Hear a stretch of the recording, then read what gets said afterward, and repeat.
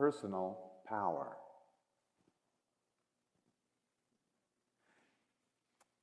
Intuition. This intuition, your own knowing, without having to rely on any outside information or evidence whatsoever, was made a death sentence by the Catholics during the Inquisition. They murdered over 4 million women for having intuition. Yes?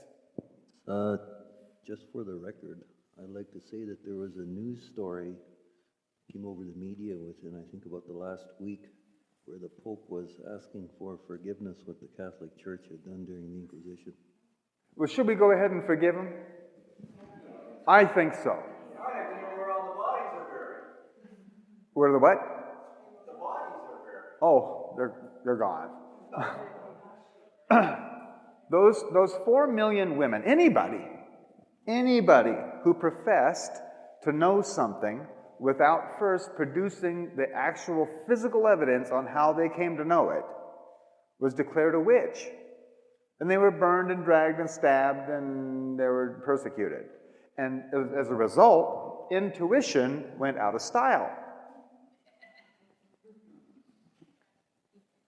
We just put it on the shelf. The Catholics knew what they were doing, because this is your personal power. It's your own power. And you know the law of supply and demand.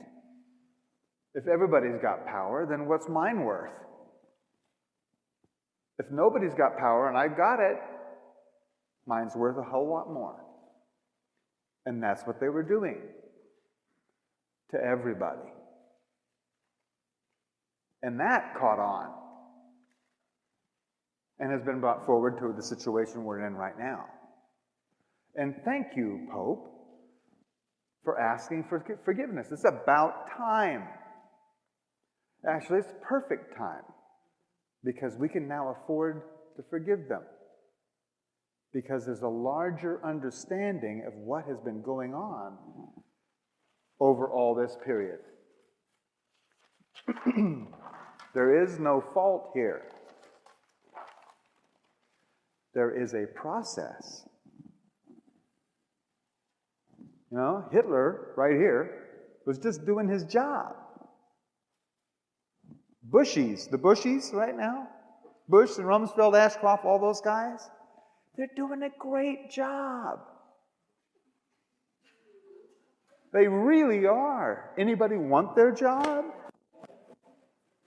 Go, guys. They are tearing down everything that the power structure stands for in record time.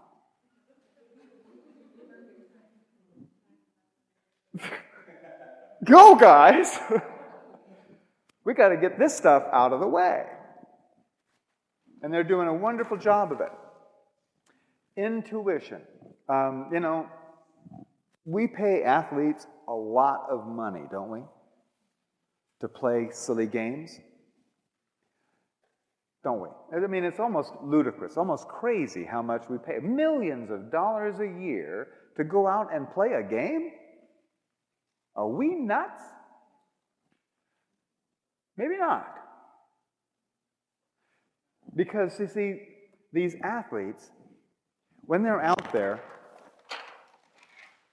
under very stressful conditions, I mean, playing for a national championship with all kinds of money and your next year's career on the line, plus endorsements and all that, and under tremendous stress, instead of going into the fight or flight syndrome, which would have them kicked off the court or off the team, instead of doing that, these guys routinely go into the zone.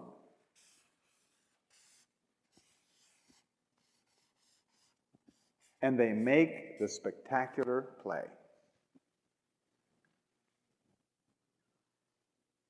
Under tremendous stress. with everything happening all at once, they just go step back, see and know everything about the moment.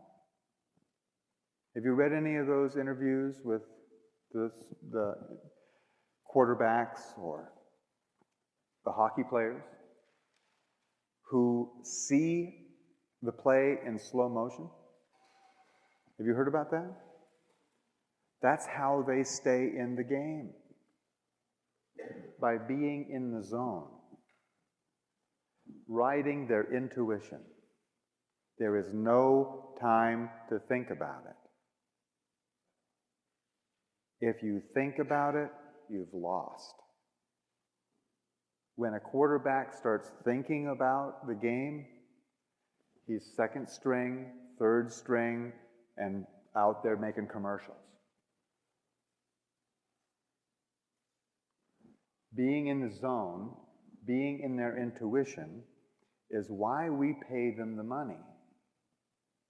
Because they're doing something that we know is vitally important, something that we admire. We admire it. That's why we pay for it. Those clothes that you're wearing, I'll bet at some time or another, you bought them. And the reason that you paid anything for it is because you admired that apparel. And the more you admire something, the more it's worth to you and the more you'll pay. And that's really the basis of all exchange. Is how much it is admired. You can even admire how much you hate something, or how much distaste you have for it, or how ugly something is. You can admire how ugly something is, can't you? God, that's ugly. It's an amount of admiration. In fact, it's what beings exchange.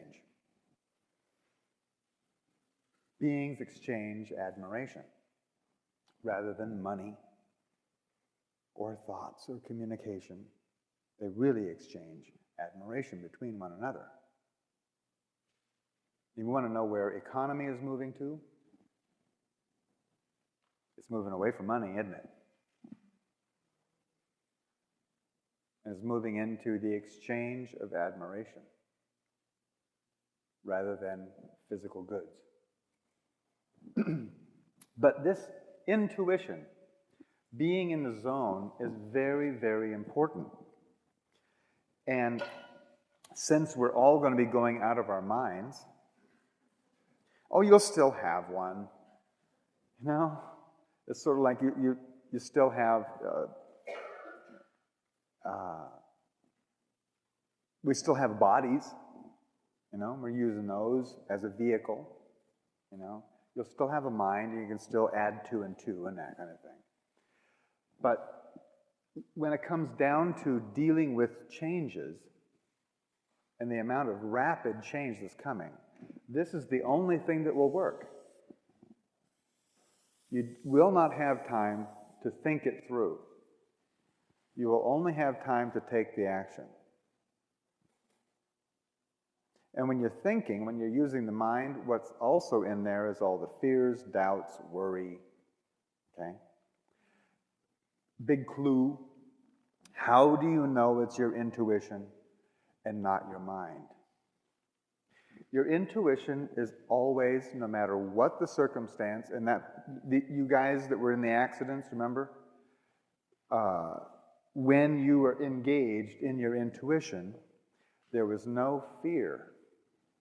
There was a calm certainty, a knowing of what to do. There was no time to worry about whether you were doing this right or wrong. It was direct action. Your intuition, no matter what or how dire the circumstances, your intuition will always be calm and knowing.